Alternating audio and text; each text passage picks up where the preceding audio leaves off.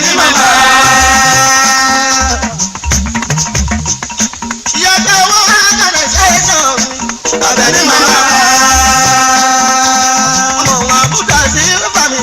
Abẹ́ní màmá. Ọmọ sùrẹ̀ jáde sí mi. Abẹ́ní màmá. Ẹ̀gbọ́n láti bá tù mí. Abẹ́ní màmá. Kàtúbà ọ̀dà yìí mi. Abẹ́ní màmá. Abẹ́ní ọmọ sùrẹ̀ jáde mi. Abẹ́ní màmá. Kútọ̀nù lọ máa bẹ́ mú bọ̀wọ̀ owó ẹ̀jẹ̀. Abẹ́ní màmá. Múlí kọ̀rọ̀ sí rúbọ̀ mi. Abẹ́ní màmá. Abẹ́ní màmá wa o. Abẹ́ní màmá. Abẹ́ní màmá wa. Abẹ́ní màmá. Abẹ́ní ohun tó bá wọlé wọlé wọ ẹ̀.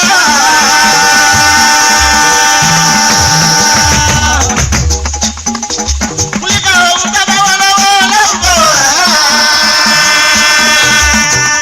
Abẹ́ní kò rà lábíà. Abẹ́ní adé ni ajá máa jẹ́ bí ẹni ire lónìí o. Ire lónìí ọ̀lẹ́sẹ̀ kọ́sẹ̀ ní ọmọ làtẹ́ ní tiwa.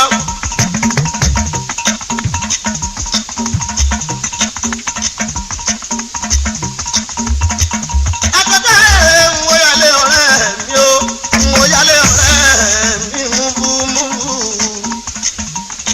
Ọmọlá ní Àjàdí mi ní Ìbàdàn múbúmúbú. Àjàdí mi ní Ìbàdàn múbúmúbú o.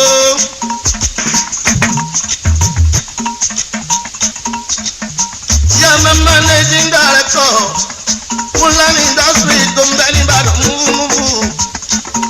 Orí olówó investment ní Ìbàdàn múbúmúbú o. Yàmẹ́ managing director Olúyọ̀lé international clearing shipping and forwarding agency tó ń bẹ níbẹ̀ rírà lẹ́kọ́. Mú búdà omi Àjàdí adé mi o.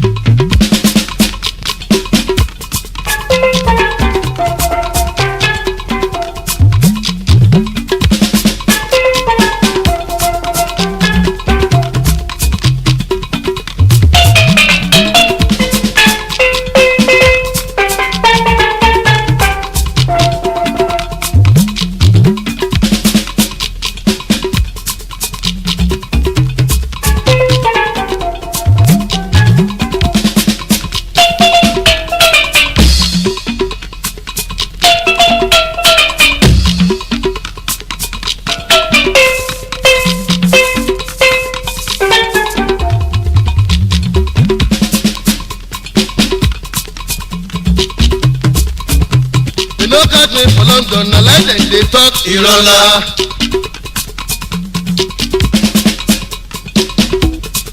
Police no catch me for London, na like dem dey talk ìrọ̀lá.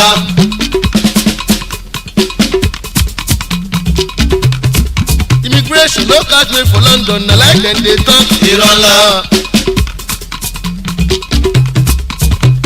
We dey for great Britain where we perform for people's enjoyment.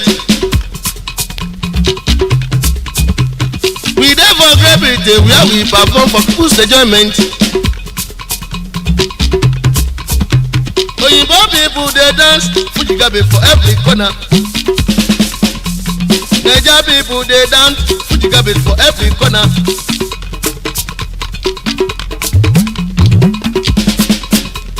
Jamo people dey dance Fuji gabe for every corner.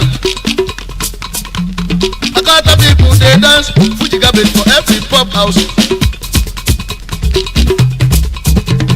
DJ sef dem dey play Fuji gabe for British radio.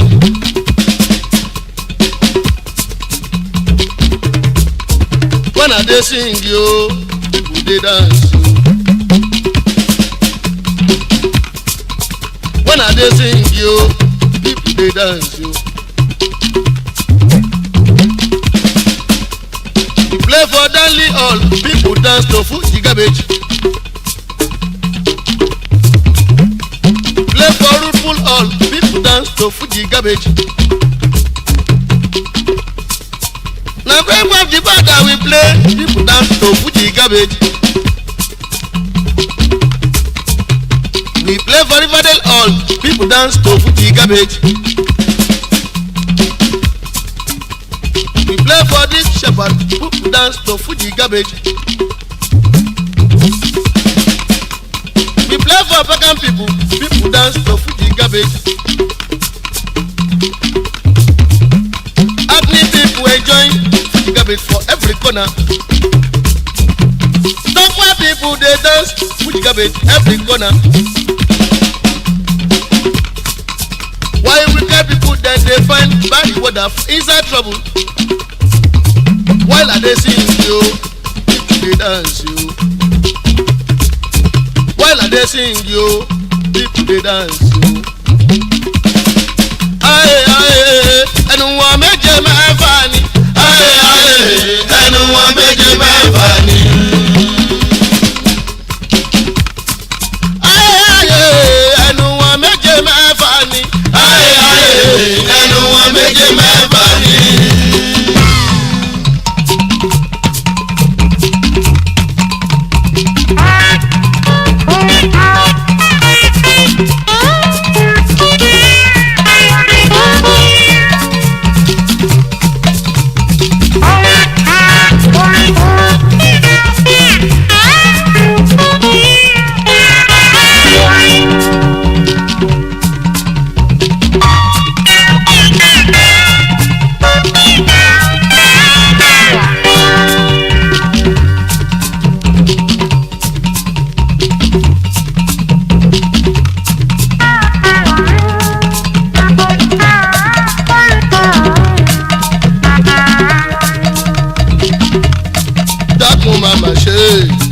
Ìkà ò dá ọ̀rẹ́ mi dàpọ̀ máma ṣe o.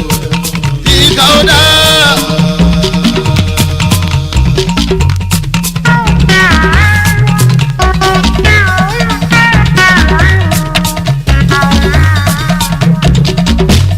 Dàpọ̀ máma ṣe.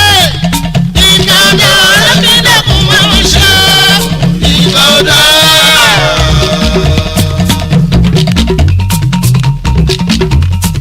Ọmọdé wá wò wá wò. Sẹ́ríkì ń wẹ̀ka.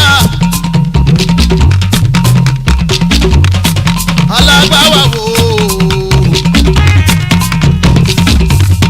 Ojú pàdé ni. Ọkùnrin wá wò wá wò. Sẹ́ríkì ń wẹ̀ka.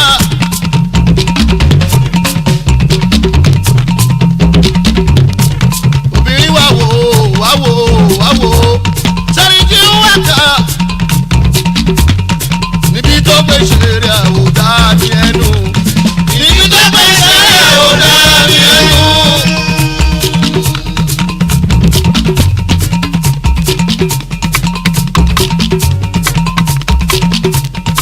Níbi tó gbé ṣeré àwòdà ní ẹnu. Níbi tó gbé ṣeré àwòdà ní ẹnu.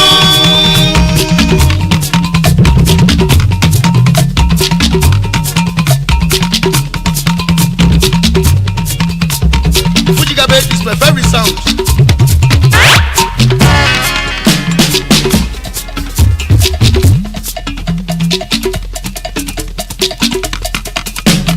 I for one, I sing a lot. You know how to dance, you're gonna dance the more. You dance for you ready,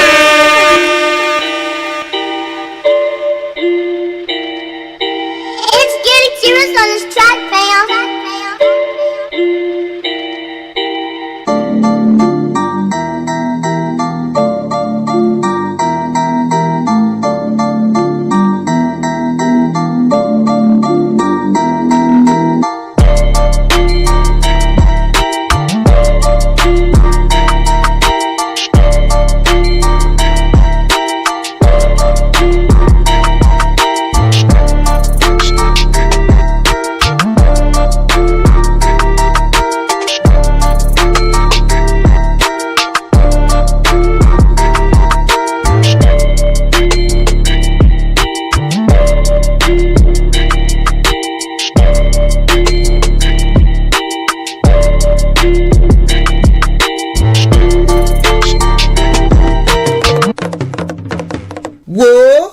wò ewédú gbẹ̀gìrì àmàlà ó ń gbóná fẹlifẹli nìbàdàn ìlú rédíò Aloore.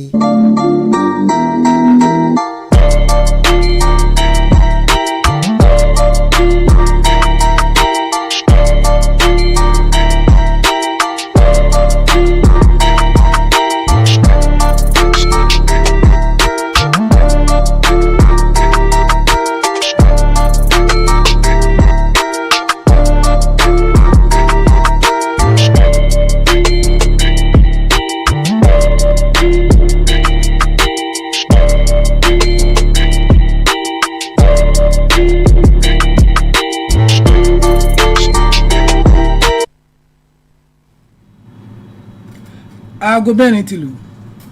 èyí ni rédíò Aloore tó kalẹ̀ sí yàrá ìgbóhùnsáfẹ́fẹ́ GSM níléeṣẹ́ ètò ìròyìn àṣà àti ìrìn àjò afẹ́ tìpínlẹ̀ Ọ̀yọ́ ní secretariat Agodi nílẹ̀ Ìbàdàn. ìròyìn àgbáyé la mú wá fún yín. orúkọ tèmi ni Abdullahi Salman. ṣáájú ẹ gbọ́ kókó tó wà nínú ìròyìn náà. ìjọba ìpínlẹ̀ Ọ̀yọ́ pèsè ohun èlò ìdóòlà ẹ̀mí fún ilé ìwòsàn UCH látàrí àrùn kòrónà.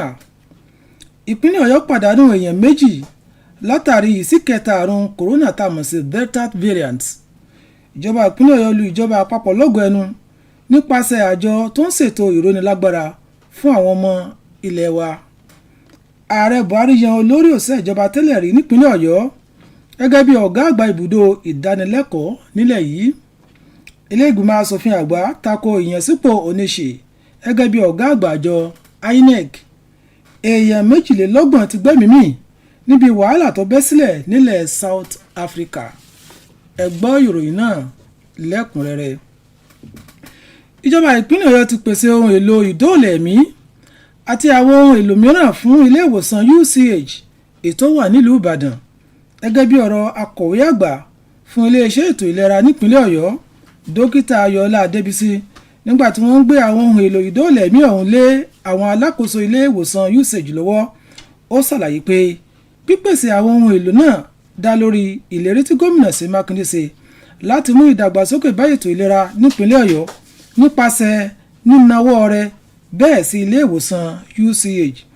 àtẹ̀jáde èyí tí ọ̀gá àgbà akọ̀ròyìn fún gómìnà Mákindé fi léde ṣàfikún rẹ̀ pé dókítà Adébísí ṣe lálàyé síwájú bí àwọn ohun èlò ìdóòlà ẹ̀mí tíjọba pèsè ọ̀hún yóò ṣe ran ilé ìwòsàn UCH lọ́wọ́ láti ṣe àyẹ̀wò fún àwọn tó bá ní àrùn kòrónà lágọ̀ọ́ ara wọn. nínú ọ̀rọ̀ rẹ̀ ọ̀gá àgbà ilé ẹ̀kọ́ ìmọ̀ ìṣègùn UCH ọ̀jọ̀gbọ́n Yínká Omígbọ́ọdún fi ìdùnnú rẹ̀ hàn sí ohun èlò tíjọba ìpínlẹ̀ Ọ̀yọ́ pèsè fún ilé ìwòsàn UCH tí ó sì jẹ́ kó dúnmọ̀ pé yóò ran àwọn olùṣèwádìí lọ́wọ́ láti ṣe iṣẹ́ ìwádìí wọn bó ti tọ́ àti bó ṣe yẹ.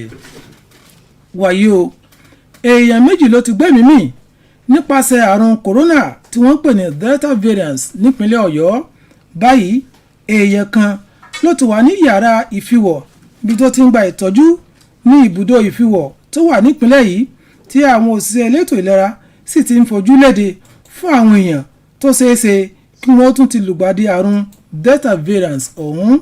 olùdarí ibùdó àjọ tó ń rí sí ìṣẹ̀lẹ̀ pàjáwìrì nípínlẹ̀ yìí dókítà Ọlábòdé Ládépọ̀ ló fi ìdí ìṣẹ̀lẹ̀ náà múlẹ̀. ó ṣe lálàyé pé àrùn ọ̀hún ni ó ta kọ́sọ́ wọ ìpínlẹ̀ yìí látàrí àwọn arìnrìn-àjò láti ilẹ̀ òkèrè. dókítà Ládépọ̀ wá rọ àwọn èèyàn láti mú ètò ìlera wọn lọ́kùnkúndùn kí wọ́n sì máa tẹ̀lé gbogbo ìlànà tí àwọn òṣìṣẹ́ elétò ìlera bá pa láṣẹ fún wọn. dókítà Ládépọ̀ tún ṣàlàyé síwájú sí pé àwọn èèyàn tó ti gba abẹ́rẹ́ tó ń dènà àrùn kòrónà kéré jọjọ sí ogunlọ́gọ̀ àwọn èèyàn tó wà nípìnlẹ̀ yìí. ó sì rọ̀ wọ́n láti ṣàbójútó ètò ìlera wọn dáradára pẹ̀lú àfikún pé àrùn tuntun ọ̀hún jẹ́ àrùn àṣekúpani tí ó sì tún máa ń hàn kíákíá. dókítà Ládépọ̀ ẹni tí ó sọ di mímọ̀ pé ìjọba kò ní lérò láti ṣètò kónílé ó gbélé látàrí bí àrùn tuntun Delta variant ọ̀hún ṣe jẹyọ nípínlẹ̀ Ọ̀yọ́. ìjọba ìpínlẹ̀ Ọ̀yọ́ ti lo àjọ tó ń ṣètò ìrónilágbára fún àwọn ọmọ ilẹ̀ yìí lọ́gọ̀ọ́ ẹnu fún pípèsè oúnjẹ fún àwọn ọmọ iléèwé alákọ̀ọ́bẹ̀rẹ̀ tó dín díẹ̀ ní 210 èyí tí wọ́n wà káàkiri àwọn iléèwé alákọ̀ọ́bẹ̀rẹ̀ tìjọba tó wà jákèjádò ìpínlẹ̀ yìí tí wọ́n sì ń jẹ àǹfààní ètò ìrónilágbára náà lábẹ́ àjọ NSIP nígbà tó ń sọ̀rọ̀ níbi ètò tí wọ́n ṣàgbékalẹ̀ rẹ̀ fún àwọn akọ́ṣẹ́mọṣẹ́ tí wọ́n tó 16 nípínlẹ̀ Ọ̀yọ́. Ètò wáyé nílùú Ìbàdàn.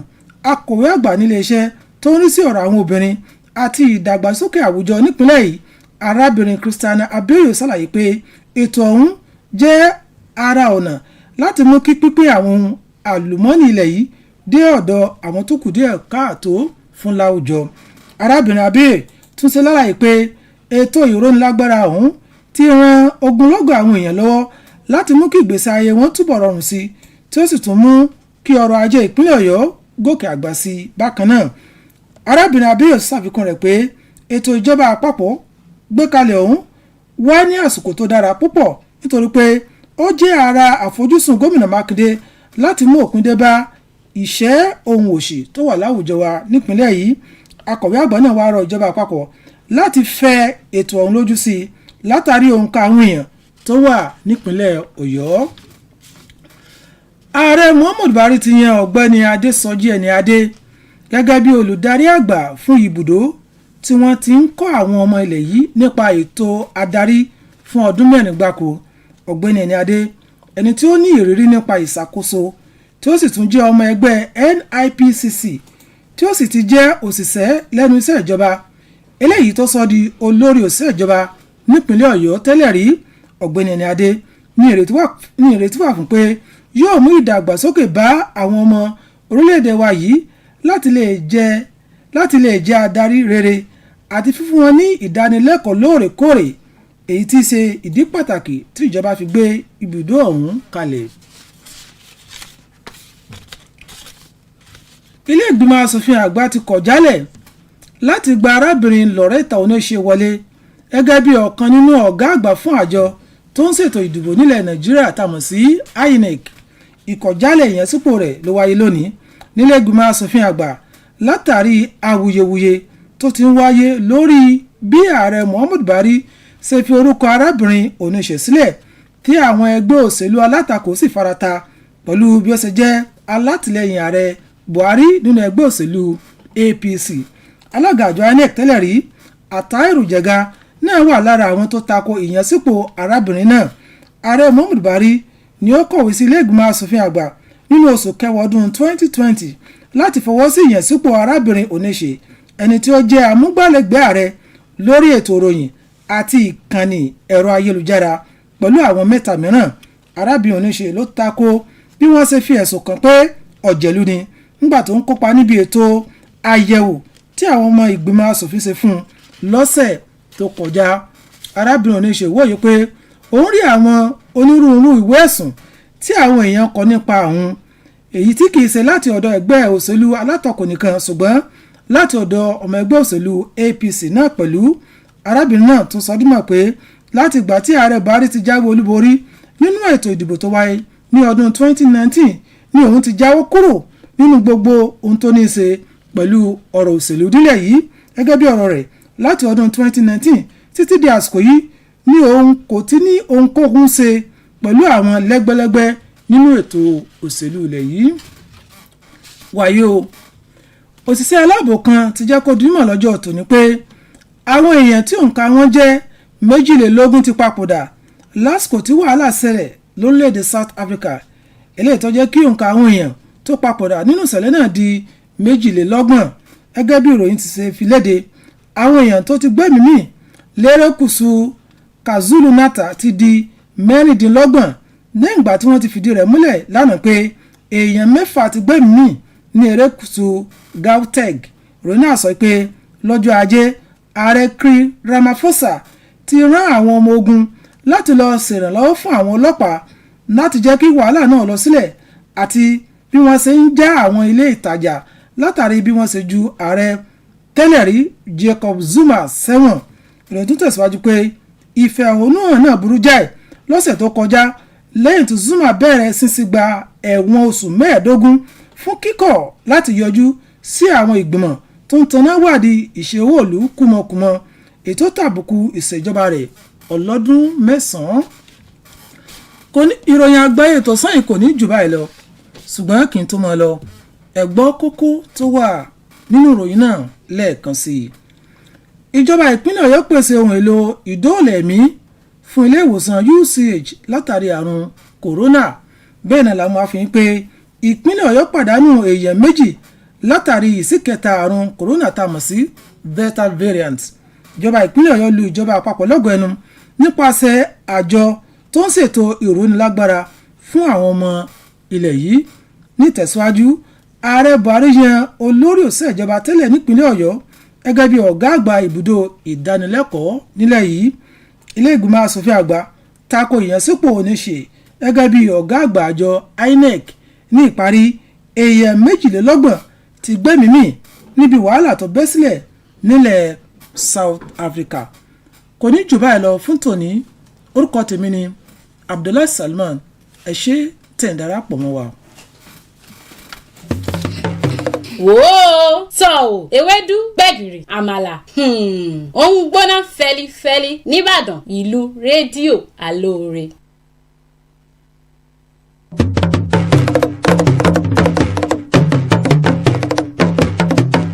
You are listening to Aloore Radio, Ibadan, Nigeria.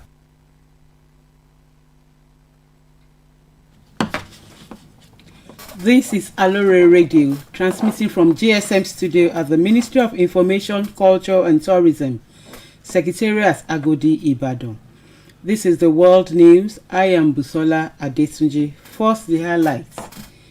Oyo government donates biosafety equipment, others to UCH over COVID-19. Oyo records 2 deaths on Delta variant. Oyo government launches National Social Investment Program. Buhari appoints ex-Oyo HOS as substantive DG and CEO of Training Center. Senate rejects Onoche as INEC commissioner. And on the foreign scene, South Africa unrest death toll rises to 32.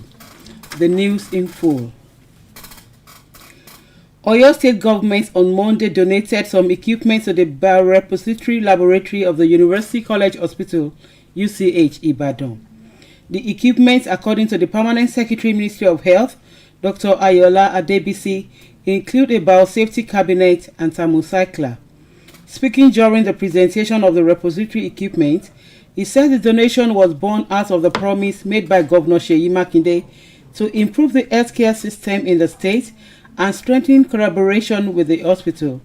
Dr. Adebisi, in a release by Governor's media aide Taiwo Adisa, added that the repository equipment will go a long way in assisting the teaching hospital to test more COVID-19 samples. In her remarks, the Provost of the College of Medicine, Professor Yinka Omigbodun, expressed delight at the donation, saying it will help researchers and clinicians to work safely and effectively. At least 2 persons have been lost to the new Delta variant of the novel coronavirus COVID-19 in Oyo State. 1 person is also isolated, receiving medical attention at one of the state isolation facilities while contact tracing has started. The state incident manager and coordinator of the Emergency Operations Center, Dr. Olabode Ladipo, confirmed that development on Monday. He said the variant would have entered into the state through movements of people traveling around the world, but urged people to take more seriously the guidelines and extra measures advised, noting that adhering to such will go a long way to help stem the tide. Earlier, Ladipo said the number of people vaccinated so far is so low when compared to the larger population, and as such people need to be more cautious. He explained that the new Delta variant is more deadly than with higher risk of transmissibility, and as such urged people to be more cautious in their conduct. He, however, ruled out the possibility of an immediate restrictions in view of the discovery of the Delta variant in the state. Oyo State government has lauded the National Social Investment Program, NRSIP, saying 2009 and 123 pupils drawn from 2,448 public primary schools are currently benefiting from the Homegrown Feeding Program under the NICP. Speaking at an event organized for 63 trained personnel from Oyo State in Ibadan, the Permanent Secretary, Ministry of Women Affairs and Social Inclusion, Mrs. Christiana Abioye, said the program has ensured more equitable distribution of resources to vulnerable populations. Mrs. Abioye said the program has helped the vulnerable population to have improved and sustainable living conditions with increase in the economic growth of the state. Mrs. Abioye reiterated that the scheme was the right step in the right direction, noting that the federal government social investment program was in line with the poverty alleviation program of the state governor, Engineer Seyi Makinde. She, however, appealed to the federal government to expand the social investment program in view of the increasing population in Oyo State. President Muhammadu Buhari has approved the appointment of Mr. Adesoji Eniade, MNI, as the Substantive Director General, CEO of the Citizenship and Leadership Training Center, CLTC, for a tenure of 4 years. Mr. Adesoji Eniade is a seasoned administrator who is an eminent member of the National Institute of Policy and Strategic Studies, NIPSS, who has had a most distinguished career in the civil service, which saw him rise to become the head of service in Oyo State. With this appointment, Mr. Adesoji Eniade is expected to further develop the processes of empowering Nigerians for good citizenship while guaranteeing sustainable value reorientation, which are at the core of the mandates of the CLTC. The Senate has rejected the nomination of Loretta Onoche as an independent National Electoral Commission (INEC) National Commissioner. The rejection today follows the massive outcry that had trailed her nomination, especially from members of the opposition and civil society organizations, who claim she is a card-carrying member of the ruling All Progressive Congress (APC). Former INEC Chairman Atari Jega is also among those who have kicked against the appointment. President Muhammadu Buhari had written to the Senate in October 2020 to confirm the appointment of Onoche, who is currently his media aide on social media, and 3 others as commissioners of INEC. In her introductory remark during the screening last Thursday, Onoche, however, insisted she is not partisan, while noting that she has seen the petitions against her, which were not only from the opposition, but also from the people in the APC. She said it was because she is known to be a non-partisan and someone who insists on due process. Onoche, however, insisted that since President Buhari won his second term, she has removed herself from all things political. According to her, from 2019 till date, she has not had anything to do with any political organization and did not partake in APC's recent validation exercise. On the foreign scene, a provincial officer has said today that a further 22 people have died during unrest raging in South Africa, taking the national death toll from days of violence to 32. According to the report, the toll in KwaZulu-Natal province now stands at 26, a day after officials confirmed 6 deaths in Gauteng province. It says President Cyril Ramaphosa on Monday deployed troops to help police halt the violence and looting sparked by the jailing of ex-President Jacob Zuma. The report further says protests erupted last week shortly after Zuma started serving a 15-month term of snubbing a probe into the corruption that sustained his 9 years in power. Before I end the news, here again are the highlights.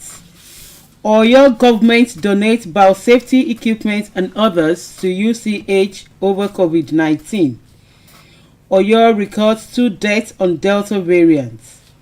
Oyo government launched National Social Investments Program. Buhari appoints ex-Oyo head of service as substantive DG and CEO of training center.